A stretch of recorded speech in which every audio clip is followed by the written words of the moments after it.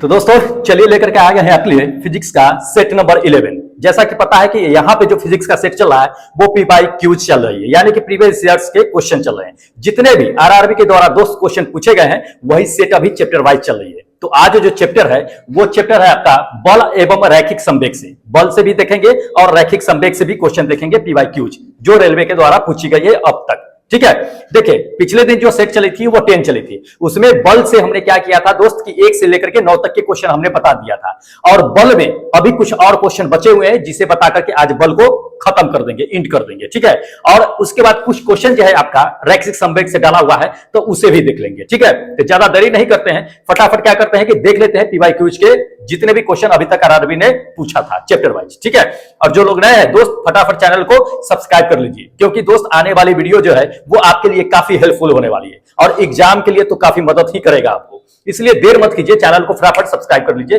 ज्यादा दिन आप लोगों का एग्जाम का बचा हुआ है ही नहीं, जल्द ही आपका एग्जाम कंडक्ट हो रहा है। जैसा कि आपको पता है कि एग्जाम डेट निकल भी चुकी है, बस एडमिट कार्ड आप लोगों का रिलीज होना बाकी है। ठीक है, तो चलिए ज्यादा देरी नहीं करते, फटाफट देख लेते हैं, टाइम कम है पढ़ना ज्यादा है। ठीक है, चलिए देखिएगा क्वेश्चन नंबर 9 तक बता दिए थे, 10वां से देखिएगा।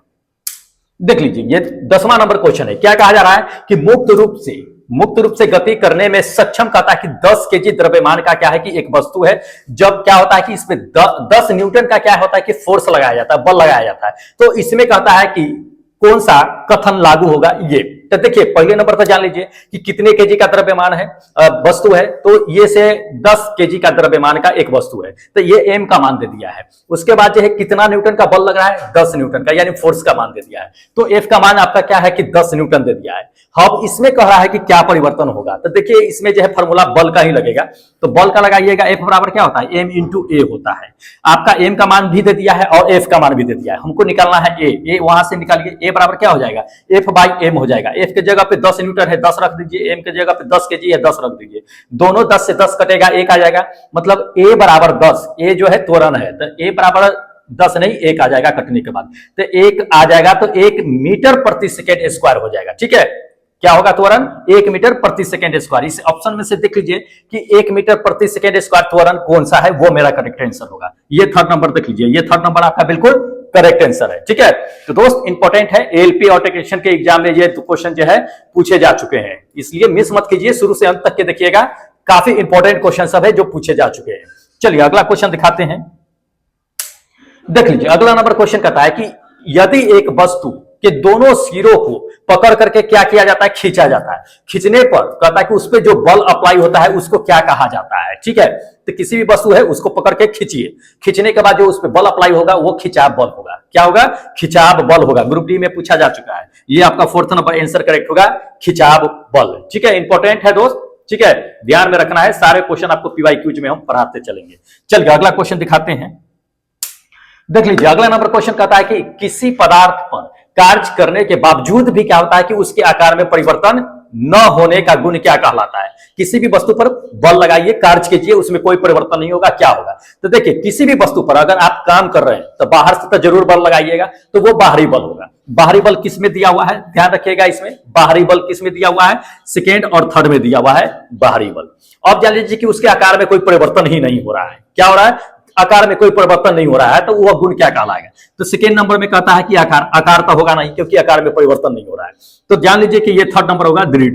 ठीक है, दृढ़ मतलब कि काफी मजबूत है, उसके आकार में परिवर्तन नहीं है। जैसे कि मान लीजिए कि एक बड़ा सा पहाड़ है, उस पर आप बल लगा रहे हैं, उसमें कोई परिवर्तन होगा नहीं होगा, कोई परिवर्तन नहीं होगा। बाहरी बल लगाइएगा लेकिन उसमें कोई परिवर्तन, क्योंकि वो दृढ़ है, कठोर है, उसमें कोई परिवर्तन नहीं होगा। इसलिए ये आपका क्या होगा कि थर्ड नंबर आंसर बिल्कुल करेक्ट होगा। ग्रुप डी के एग्जाम में दोस्त ये भी क्वेश्चन जो है पूछे जा चुके हैं। चलिए अगला क्वेश्चन दिखा देते हैं।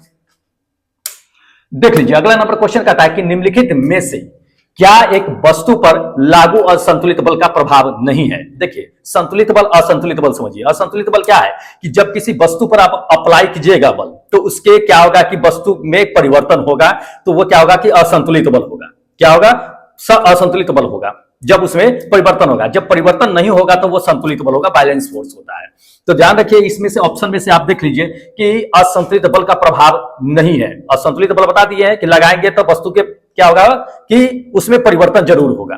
तो ये थर्ड नंबर देख लीजिए, थर्ड नंबर में क्या कह रहा है कि वस्तु की गति का परिवर्तन का कारण नहीं बनता है। ये गलत है। जबकि असंतुलित बल जब लगाते हैं तो उसके परिवर्तन, उसके क्या होता है कि वस्तु की गति में परिवर्तन होती है, ध्यान रखिएगा। तो ये थर्ड नंबर स्टेटमेंट ही गलत कह रहा है, इसलिए यही मेरा क्या होगा कि अकॉर्डिंग टू क्वेश्चन सही आंसर होगा। ठीक है, चलिए अगला क्वेश्चन आपको दिखा देते हैं, देखिएगा। अगला नंबर क्वेश्चन दोस्त, अगला नंबर क्वेश्चन ये कहता है कि जब दो समान बल कहता है कि किसी निकाय पर क्या होता है कि लगाया जाता है तो विपरीत दिशा में कार्य कर रहे होते हैं। ठीक है, इस निकाय पर कहता है कि कार्य करने वाले बल बन जाते हैं, किस तरह के बल बोलते हैं। तो देखिए किसी भी वस्तु पर क्या होता है ना कि हम बल लगाते हैं, तो बल लगाते हैं तो जितना फोर्स, न्यूटन के थर्ड लॉ अप्लाई होता है, जान लीजिए ये चीज कि किसी भी वस्तु पर अगर हम जितना बल लगाते हैं वो हम उतना ही जो है अपोजिट डायरेक्शन में वो भी बल लगाता है।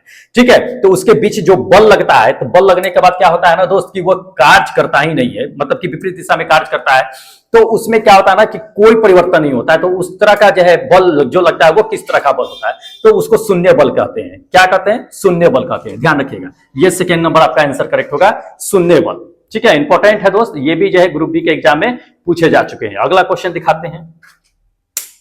अगला नंबर क्वेश्चन देख लीजिए कि किसी वस्तु के गति में लाने के लिए कहता है, किसी वस्तु को गति में लाने के लिए उस पर क्या होता है कि धक्का देते हैं या तो उसको खींचते हैं, वह क्या कहलाता है। देखिए ये तो जरूरत में भी पढ़े होइएगा कि किसी वस्तु को विराम अवस्था में है तो उस पर क्या लगाते हैं जिसकी वजह से वो गति में आ जाती है, बल, बले लगाते हैं। या कोई भी वस्तु अगर गति में है तो उसको रोकने के लिए हम क्या करते हैं, बाहरी बल ही लगाते हैं। बल लगाने की वजह से ही वो स्थिर अवस्था में आता है, जानते हैं। तो वो जान लीजिए कि धक्का देना या खिंचाव होना वो क्या होता है, एक तरह का बल ही होता है बल।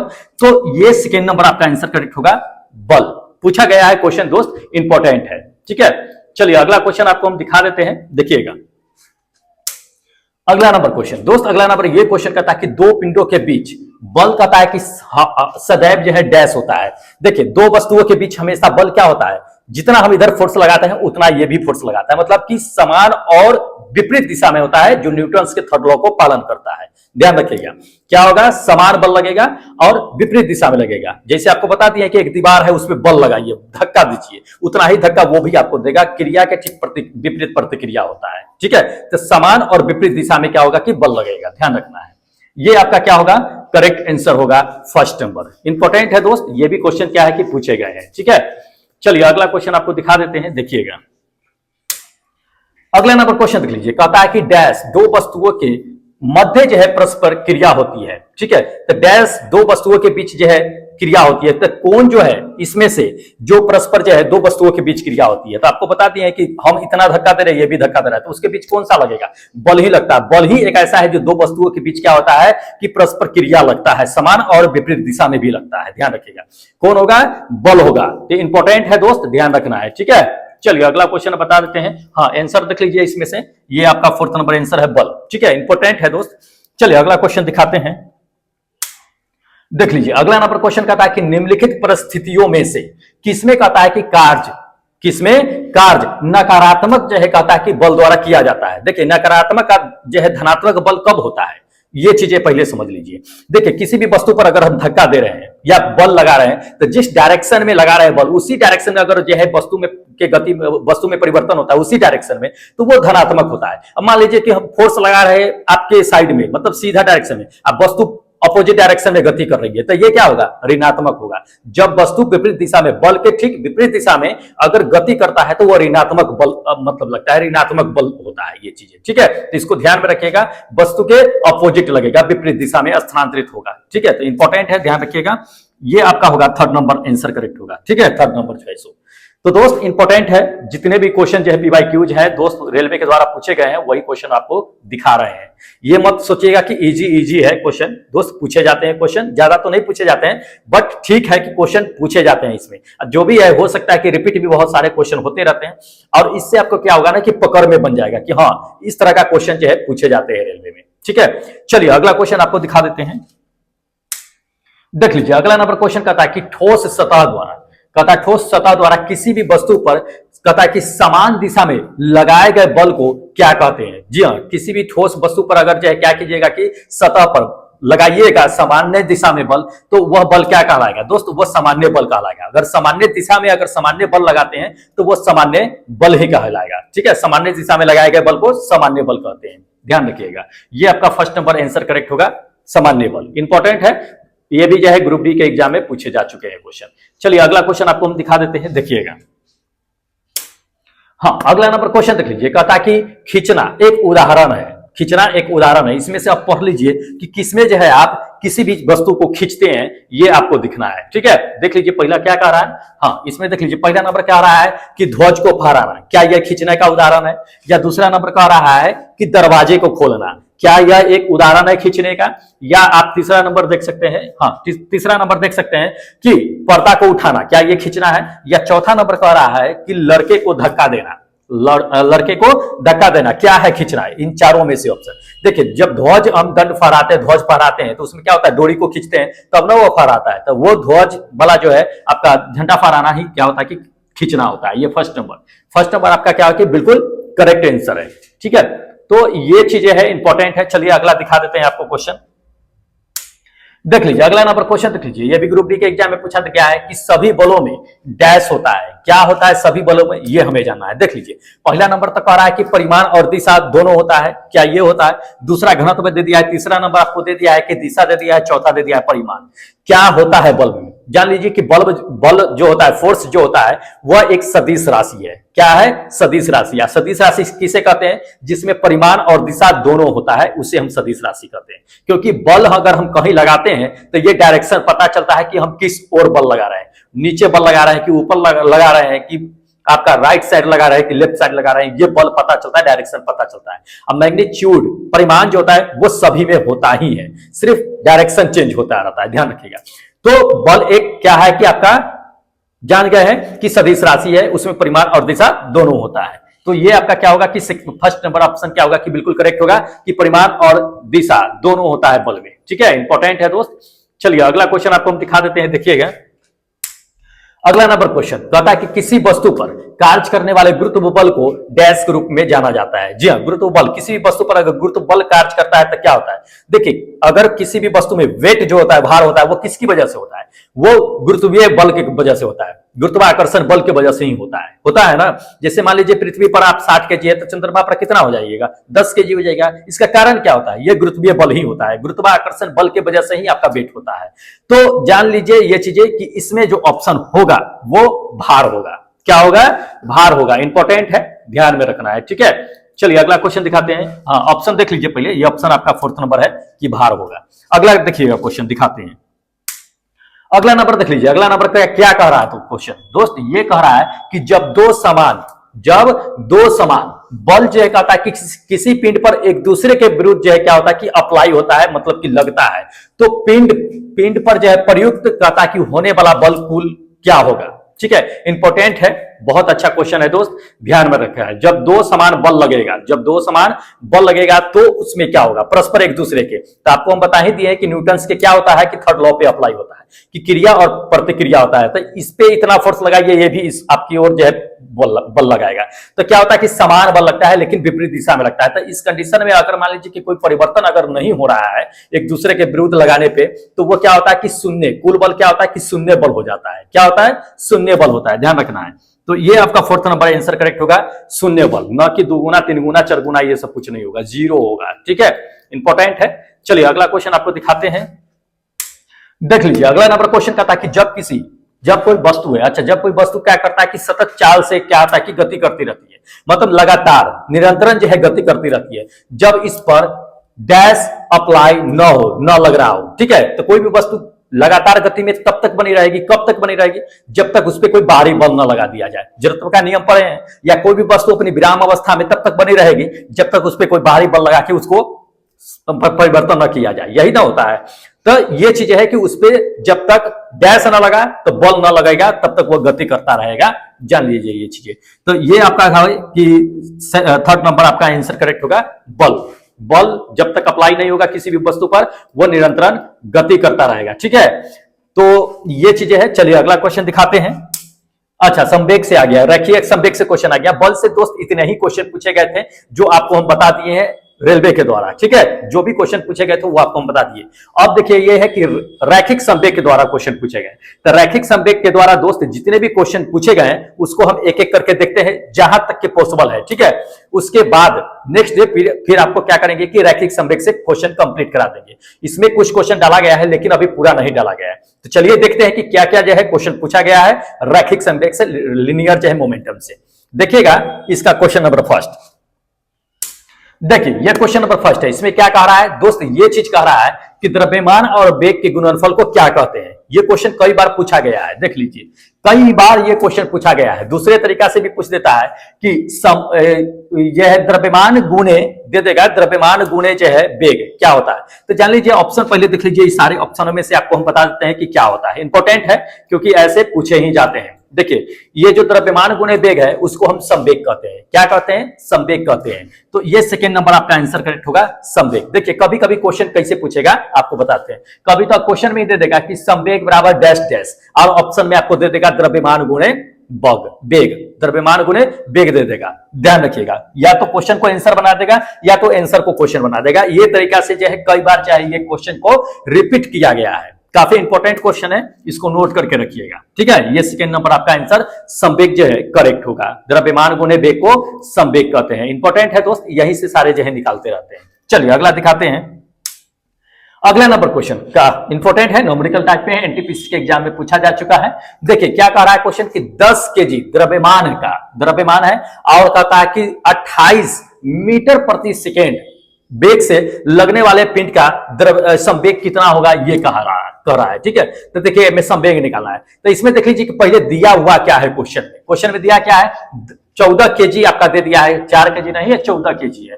14 केजी द्रव्यमान मतलब मास का मान दे दिया है। एम बराबर कितना दे दिया है 14, तो एम बराबर 14 लिख लीजिए। उसके बाद देखिए 28 मीटर प्रति सेकेंड के स्पीड से वेग है, v का मान दे दिया है, वेलोसिटी का मान दे दिया, तो v बराबर 28 हो गया। संवेग निकालना, तो संवेग का फॉर्मूला अभी आप जानते हैं कि क्या होता है, संवेग को p से सूचित करते हैं। तो p बराबर क्या होता है, m इंटू v होता है। p बराबर m इंटू v मतलब कि द्रव्यमान गुणे वेग, इसी को हम संवेग कहते हैं। तो इस पे m के जगह पे रख दीजिए आप कितना 14 केजी, गुणे v के जगह पे रख दीजिए कितना 28, दोनों को गुना कीजिए, मेरा कितना आ जाएगा, गुना करने पर 392 आ जाएगा केजी मीटर पर सेकेंड, ये आपका संवेग आएगा। तो ये संवेग ऑप्शन देख लीजिए इसमें से कौन सा है, ये सेकेंड नंबर है। ये सेकेंड नंबर आपका आंसर क्या होगा कि बिल्कुल करेक्ट होगा। दोस्त इससे भी जो है न्यूमेरिकल क्या है कि पूछे जाते हैं, तो इंपॉर्टेंट है। चलिए अगला क्वेश्चन आपको दिखा देते हैं, देखिएगा अगला नंबर देख लीजिए, संवेग सा ही क्वेश्चन है। इसमें कहता है कि एक गतिमान वस्तु का संवेग कुछ कारकों पर जो है निर्भर करता है, निम्नलिखित में से कौन सा कथन सबसे उपयुक्त है, ठीक है। संवेग किस पे निर्भर करता है ये बताना है। तो देखिए किस कारक पे डिपेंड करता है ये, तो आपको हम पहले बता दिए कि संवेग किसके कहते हैं, तो द्रव्यमान गुणे वेग को संवेग कहते हैं, यही कहते हैं। तो P बराबर क्या होता है, m इंटू v, मतलब कि संवेग किस पे निर्भर करेगा, या तो द्रव्यमान पे और वेग पे, यही दो पे क्या करेगा कि निर्भर करेगा, यही ना करेगा, द्रव्यमान और वेग पे निर्भर करेगा, इसके अलावा किसी पे निर्भर नहीं करेगा, क्योंकि इसी के दोनों के गुणनफल को हम संवेग कहते हैं। और ये दोनों किसमें है, ये ऑप्शन में आप देख लीजिए फटाफट, ये सेकंड नंबर आपका आंसर करेक्ट होगा, ठीक है। द्रव्यमान और वेग पे निर्भर करेगा। इंपॉर्टेंट है दोस्त, ठीक है, पूछे गए हैं सारे क्वेश्चन, इंपॉर्टेंट है। चैप्टर 22 चल रही है अभी, और आपको काफी इंपॉर्टेंट जो है चैप्टर बचे हुए हैं, जो महत्वपूर्ण क्वेश्चन उससे आते हैं। सबसे ज्यादा तो जान लीजिए कि इलेक्ट्रिसिटी हो गया, ग्रेविटेशनल हो गया, ये सबसे क्वेश्चन आते हैं, ठीक है। इसलिए उसको पढ़ना है, उसका मोशन से भी आते हैं क्वेश्चन, तो उसको भी पढ़ना है, स्पीड से भी आते हैं क्वेश्चन, उससे भी पढ़ना है। तो चैनल फटाफट सब्सक्राइब कर लीजिएगा दोस्त, जितने भी वीडियो आने वाले हैं आपके लिए काफी महत्वपूर्ण होगा। एग्जाम से पहले आपका फिजिक्स ये रिवीजन हो रहा है, फिजिक्स वो खत्म हो जाएगा, मिस मत कीजिएगा। फिजिक्स से सबसे ज्यादा क्वेश्चन पूछे जाएंगे आपको एग्जाम में, इसलिए हम आपको कह रहे हैं, क्योंकि फिजिक्स हम एक बार पढ़ा रखे, ये दोबारा रिवाइज कर रहे हैं, ठीक है। बहुत लोगों ने फिजिक्स नहीं पढ़ा था, इसलिए PYQs हम आपके सामने लेकर के आए हैं। चलिए इसमें देखते हैं अगला नंबर क्वेश्चन, देखिएगा अगला नंबर क्वेश्चन। दोस्त अगला नंबर क्वेश्चन कहता है कि किसी सिस्टम में जब कहता है कि दो अप्रत्यास्थ पिंड के बीच क्या आता है कि टक्कर होती है, तो उसमें क्या होता है। देखिए जब किसी अप्रत्यास्थ मतलब क्या, मतलब कि एकदम ठोस हो गया, ठोस गोला के बीच जब टक्कर कीजिएगा तो उसके बीच क्या होगा, टक्कर जब कीजिएगा ना तो उसके गतिज ऊर्जा में परिवर्तन होगा। पहला नंबर तो ये हो गया। अब उसमें संवेग संरक्षण जो होता है, वो संवेग जो होता है वो संरक्षित रहता है, उसमें कोई परिवर्तन नहीं होता है, ध्यान रखिएगा ये चीजें। टक्कर होने के बाद गतिज ऊर्जा में परिवर्तन होता है। जितनी गतिज ऊर्जा से जा रही है तो टक्कर लगने के बाद उसकी गतिज ऊर्जा कुछ और हो जाती है, तो गतिज ऊर्जा में परिवर्तन होती है। संवेग जो होता है वो संरक्षित रहता है, उसमें कोई परिवर्तन नहीं होता है, ठीक है, उसमें कोई परिवर्तन नहीं होता है। तो ध्यान रखिएगा, ये सेकेंड नंबर आपका आंसर करेक्ट होगा, सेकेंड नंबर इंपॉर्टेंट है दोस्त, ठीक है। चलिए अगला क्वेश्चन आपको हम दिखा देते हैं, देखिएगा। अगला क्वेश्चन है, इसमें क्या कहा जा रहा है कि यदि किसी गतिमान पिंड की चाल दोगुनी कर दिया जाए तो क्या होगा। काफी इंपॉर्टेंट है, ध्यान रखिए। क्या कहा जा रहा है, किसी गतिमान पिंड की चाल को दोगुना कर दिया जाए, मतलब स्पीड को दोगुना कर दिया जाए, तो इसमें से होगा क्या। ऑप्शन देख लीजिए, बारी बारी से पढ़ लीजिए। कहता है नंबर फर्स्ट में कि इसकी स्थितिज ऊर्जा दोगुनी होगी। क्या ये है, अनुमान हम नहीं लगा सकते, बना करके देखना पड़ेगा हमें, ठीक है। तो चलिए हमको क्या करते हैं कि एक एक करके हम देखते हैं कि क्या क्या हो सकता है। देखिए पहला नंबर तक कहता है कि स्थितिज ऊर्जा में परिवर्तन हो सकता है, स्थितिज ऊर्जा दोगुना हो जाएगा, यही ना। तो स्थितिज ऊर्जा का फॉर्मूला क्या होता है, हमको क्वेश्चन में दिया हुआ क्या है, क्वेश्चन में भी का मान दे दिया है, भी बराबर 2v है, भी बराबर 2v है, ध्यान रखिएगा। मतलब कि चाल दोगुना है तो इसलिए 2v रखेंगे। अब चलिए स्थितिज ऊर्जा बराबर फॉर्मूला देख लीजिए, पी बराबर मतलब पोटेंशियल एनर्जी बराबर क्या होता है, mgh होता है। तो भी कहीं आ रहा है mgh में, नहीं ना आ रहा है तो इसको हटा दीजिए, इसको कैंसिल कीजिए, ये तो ऑप्शन होगा नहीं, ठीक है, क्योंकि भी आता तो भी के जगह पर रख करके हम निकाल सकते थे। दूसरा देख लीजिए, दूसरा नंबर आपको क्या कहा जा रहा है दोस्त, कि इसके त्वरण दुगुना होगा। तो त्वरण दुगुना होगा, कैसे होगा देख लेते हैं। त्वरण का फॉर्मूला लगाइए, ए बराबर क्या होता है, v/t होता है, वेग परिवर्तन की दर को त्वरण कहते हैं। अब v कितना कर रहा है, दोगुना, तो ये 2v कर दीजिए। तो 2v कीजिएगा तो v/t कितना किसका होता है, त्वरण का होता है। तो त्वरण ये क्या हो जाएगा, 2a हो जाएगा, मतलब कि ये दुगुना हो सकता है। तो ये दुगुना होगा, ये आपका सेकेंड नंबर आंसर करेक्ट होगा। आगे चलेंगे, अभी देखना है, पूरा को चेक करेंगे समझाने के लिए। एग्जाम में आप ऐसे खट से मार सकते हैं, लेकिन नहीं, चेक कर लेना है। चलिए थर्ड नंबर देख लीजिए।